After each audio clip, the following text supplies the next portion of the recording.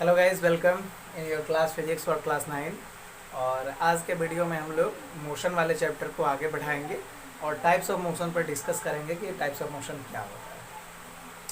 पिछले वाला वीडियो, इसके पहले मैंने मोशन के बारे में इंट्रोडक्शन वगैरह दिया है, रिलेटिव मोशंस के बारे में मैंने आपको समझाया है। तो आज हम लोग टाइप्स ऑफ मोशन, खासकर 1 डायमेंशनल, 2 डायमेंशनल और 3 डायमेंशनल मोशन के बारे में चर्चा देखते हैं।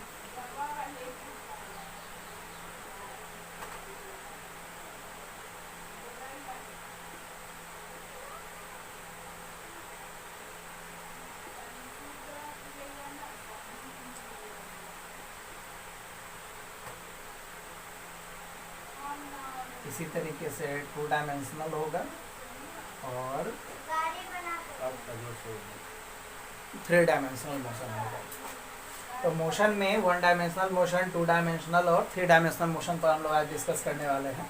इवन आप देखिए कि अभी हम लोगों को क्लास 9th में ज़्यादातर 1 डायमेंशनल मोशन के ही बारे में डिस्कस किया गया है। 2 डायमेंशनल और 3 डायमेंशनल के बारे में जनरली जो है हम लोग 11th क्लास में जब जाएंगे तब वहाँ पे हम लोग डिस्कस करेंगे कि क्या है 2 और 3 डायमेंशनल मोशन। तो फिलहाल मैं 1 डायमेंशनल, 2 डायमेंशनल और 3 डायमेंशनल मोशन के बारे में आपको डिस्क्राइब कर रहा हूँ कि क्या है एक्चुअली में ये, और उसके बाद फिर हम लोग इस पर जो आगे के एग्जांपल्स वगैरह या फिर जो फिनोमेना इससे रिलेटेड होगी उस पर फिर हम लोग डिस्कस करने वाले हैं। एक्चुअली में डायमेंशन का जो मीनिंग है वो दिशा से है, यानी डायरेक्शन से होता है ना। ये डायरेक्शन क्या है? तो जब ऑब्जेक्ट में मोशन केवल एक किसी पर्टिकुलर डायरेक्शन में हो रही हो, जैसे मान लेते हैं कि एक्स एक्सिस वाई एक्सिस बनाते हैं, वाई एक्सिस, एक्स एक्सिस और जेड एक्सिस बनाते हैं, और यदि कोई ऑब्जेक्ट एक्स एक्सिस के अलोंग केवल मूव कर रहा है तो इसमें एक सिंगल डायरेक्शन है। तो इस टाइप के मोशन को हम लोग डैश कहते हैं, 1 डायमेंशनल मोशन कहते हैं। यदि एज फॉर एग्जाम्पल देखें तो जैसे आप देखेंगे कि एक ट्रैक पे, एक सीधे स्ट्रेट लाइन ट्रैक पर एक ट्रेन की जो वेलोसिटी होगी वो 1 डायमेंशनल होगा। यदि आप किसी कार को एक रोड पे चला रहे हैं, साइकिल को चला रहे हैं, बाइक को चला रहे हैं बिल्कुल स्ट्रेट पाथ पे, तो इस टाइप के मोशन को हम लोग डैश मोशन कहते हैं, 1 डायमेंशनल मोशन के नाम से जाना जाता है। यानी जब ऑब्जेक्ट का मोशन जो है किसी एक पर्टिकुलर डायरेक्शन में हो रहा हो, यानी when object moves in any particular direction, that's called dash 1 dimensional motion. चलिए 2 डायमेंशन की ओर बढ़ते हैं। तो स्पष्ट है कि डायमेंशन का मतलब यदि हम लोग दिशा से ले रहे हैं, डायरेक्शन से ले रहे हैं, तो 2 डायमेंशनल का मतलब 2 दिशाओं में होगा। आप नोटिस कीजिए कि जब एक पत्थर के टुकड़े को लेकर आप हवा में फेंकते हैं तो उसकी डायरेक्शन कैसी होती है, जरा नोटिस कीजिए। आप मान लें कि आपने इस पॉइंट से लिया और एक पत्थर को ऊपर की ओर फेंका, आप फेंकते हैं एक्चुअली में इस डायरेक्शन में, लेकिन ये जाता नहीं है। ग्रेविटी के इन्फ्लुएंस के कारण ये इसका पाथ कुछ इस तरह का होगा। इस पाथ को हम लोग ट्रैजेक्टरी बोलते हैं, प्रक्षेप पथ हिंदी में इसे कहा जाता है। तो जब ऑब्जेक्ट को आप ऊपर की ओर फेंकते हैं वर्टिकली, है ना, या फिर आप कुछ एंगल बनाकर इसे प्रोजेक्ट करते हैं तो उसका पाथ कुछ इस टाइप का होता है। अब आप नोटिस कीजिए कि ऑब्जेक्ट एक ही साथ सिमल्टेनियसली 2 डायरेक्शन में अपने डिस्टेंस को कवर कर रहा है। एक एक्स एक्सिस के डायरेक्शन में भी देखिए कवर हो रहा है। आप नोटिस कीजिए कि वाई डायरेक्शन में भी ऑब्जेक्ट ने इतनी हाइट गेन की है। तो जब ऑब्जेक्ट एक साथ 2 डायरेक्शन को कवर कर रहा हो तो इस टाइप के मोशन को हम लोग डैश 2 डायमेंशनल मोशन के नाम से जानते हैं। और इसका एक बेटर एग्जांपल आपका प्रोजेक्टाइल है। प्रोजेक्टाइल यानी इसे हिंदी में प्रक्षेप बोलते हैं। बहुत सारे भी और एग्जांपल्स हैं। यदि आप कोई सर्कुलर मोशन के बारे में देखें तो सर्कुलर मोशन भी जो है इसी टाइप का मोशन होता है। यानी यदि इसे हम एक्सिस बना दें तो ऑब्जेक्ट देखिए इस टाइप से मोशन कर रहा है, तो इस डायरेक्शन में भी ऑब्जेक्ट अपना डिस्टेंस कवर कर रहा होता है और ऊपर के भी डायरेक्शन में अपना डिस्टेंस कवर कर रहा होता है। तो इस टाइप के मोशंस जितने भी होते हैं उन्हें डैश मोशन कहते हैं, 2 डायमेंशनल मोशन में रखा जाता है। चलिए नेक्स्ट देखते हैं 3 डायमेंशनल मोशन क्या होता है। तो 3 डायमेंशनल मोशन का मतलब हो गया कि जिस तरह से हमने 1 डायमेंशन में एक दिशा 1 डायरेक्शन को देखा, 2 डायमेंशन में 2 डायरेक्शन को देखा, 3 डायमेंशन में 3 डायरेक्शन को देखा, ठीक इसी तरीके से 1 और 2 में हमने 1 और 2 डायरेक्शंस को देखा, तो 3 डायमेंशन में 3 डायरेक्शंस को देखेंगे। जैसे आप देखते होंगे कि कोई प्लेन है, जब वो हवा में उड़ रहा है, या कोई पंछी चिड़िया यदि हवा में उड़ रही है तो उसकी डायरेक्शंस कुछ फिक्स नहीं होती, वो सीधे जा रही है, कभी नीचे हो जाएगी, कभी ऊपर होगी, कभी लेफ्ट कभी राइट हो सकती है।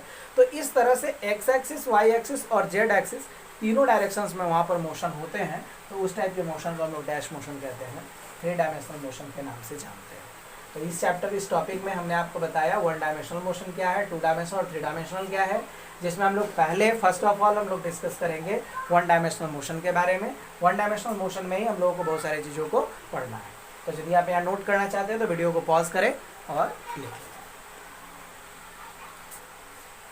Okay, welcome back. One directional motion में मैं डिस्कस कर रहा था वन डायरेक्शनल, या इसे कभी कभी हम वन डायमेंशनल मोशन भी बोलते हैं, कोई दिक्कत नहीं है दोनों में। तो वन डायमेंशनल मोशन को हम थोड़ा आगे बढ़ा रहे हैं और इसके एग्जांपल्स देते हैं जो हमें क्लास 9 में डिस्कस करना है। तो सबसे पहले हम आपको देखिए बता रहे हैं वन डायमेंशनल मोशन में ही ये सब बिल्कुल डिस्कस करेंगे।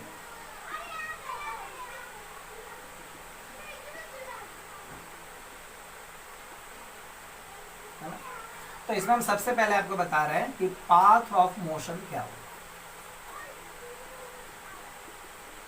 इसे हिंदी में गतिपथ भी कहा जाता है। तो पाथ ऑफ मोशन का मतलब हो गया कि जिस स्ट्रेट पाथ पर, यदि आपका पाथ स्ट्रेट है, हो सकता है कि आपका पाथ कर्व भी हो, उसमें कोई दिक्कत नहीं है। तो जिस किसी भी पाथ पे ऑब्जेक्ट मूव कर रहा है उस पाथ को हम लोग डैश बोलते हैं पाथ ऑफ मोशन को। ध्यान रखना है, पाथ ऑफ मोशन किसे बोलेंगे? जिस पाथ पे, चाहे either that path is straight और curve, that is not mention, है ना, बट ऑब्जेक्ट जिस पाथ पे, जिस स्ट्रेट लाइन के अलॉन्ग या जिस लाइन के अलॉन्ग मूव कर रहा है उसे हम लोग डैश बोलेंगे पाथ ऑफ मोशन। और मैंने ये क्यों बताया सो देखिए, इसके बाद हम लोग टॉपिक अभी बताएंगे आपको डिस्टेंस क्या होता है ना। इस डिस्टेंस में इस पाथ ऑफ मोशन की आवश्यकता पड़ती है। ऐसे डिस्टेंस हम लोग एक्चुअली में, डिस्टेंस जो है एक लेंथ होता है। यदि हम इसी पाथ ऑफ मोशन का कोई दो पॉइंट ले लें, ए और पॉइंट बी ले लें, तो पाथ ऑफ मोशन की जो ये लंबाई है, ये जो लेंथ है ए बी, है ना, इसको लेंथ है ए बी, जो लेंथ है हमारा, यह लेंथ पाथ ऑफ मोशन का ए बी जो लेंथ है यही हमारा डिस्टेंस होता है। यानी पाथ ऑफ मोशन की जो लंबाई होती है, एक्चुअल जो लेंथ होता है, वही हमारा डिस्टेंस होता है। तो हमने पाथ ऑफ मोशन को समझा और डिस्टेंस को समझा। अब इसके बाद हम लोग समझते हैं डिस्प्लेसमेंट क्या होता है। ये सब मैं वन डायमेंशनल मोशन में आपको डिस्कस करूंगा।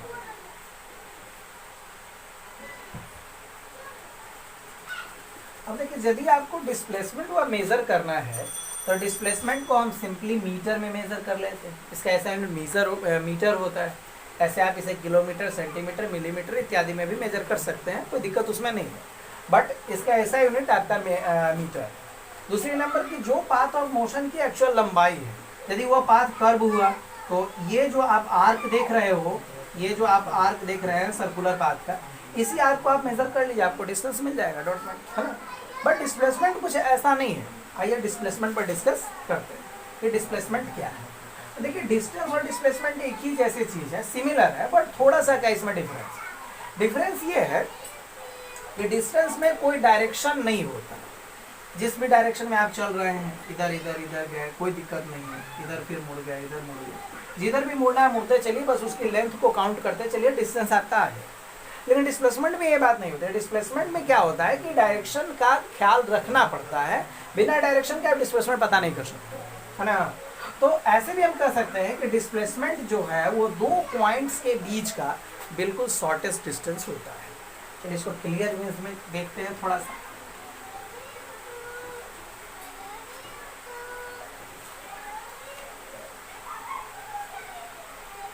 जैसे पॉइंट ए और ये रहा पॉइंट बी।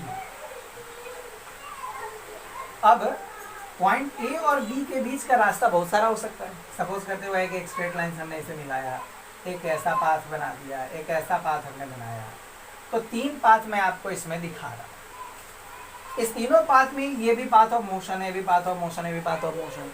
इस पाथ ऑफ मोशन पर यदि कोई ऑब्जेक्ट चलता है तो वो अपना डिस्टेंस कवर करेगा। लेकिन ये डिस्प्लेसमेंट नहीं हो सकता, ये डिस्प्लेसमेंट नहीं हो सकता। जब भी डिस्प्लेसमेंट होगा तो ये होगा, बिकॉज ये बिल्कुल ही शॉर्टेस्ट डिस्टेंस है ए और बी के बीच का। इससे छोटा अब रास्ता कोई है नहीं। तो जो दो बिंदुओं के बीच, दो पॉइंट्स के बीच का जो सबसे छोटा रास्ता होगा, सबसे छोटा रास्ता होगा, उसी को हम लोग डैश कहते हैं, डिस्प्लेसमेंट कहते हैं, हिंदी में से विस्थापन कहा जाता है। तो यह सेंस इसका अलग अलग हो सकता है। जैसे इसकी इनिशियल पॉइंट और ये रहा फाइनल पॉइंट, इनिशियल और फाइनल पॉइंट के बीच का जो शॉर्टेस्ट डिस्टेंस है वो डिस्प्लेसमेंट। अब डिस्प्लेसमेंट डिपेंड करता है कि आपका पाथ किस टाइप का है और उसमें कैसे निकालेंगे। तो कुछ एग्जांपल्स हम आपको इसमें दे रहे हैं जिससे आप डिस्प्लेसमेंट फाइंड आउट कर सकते हैं।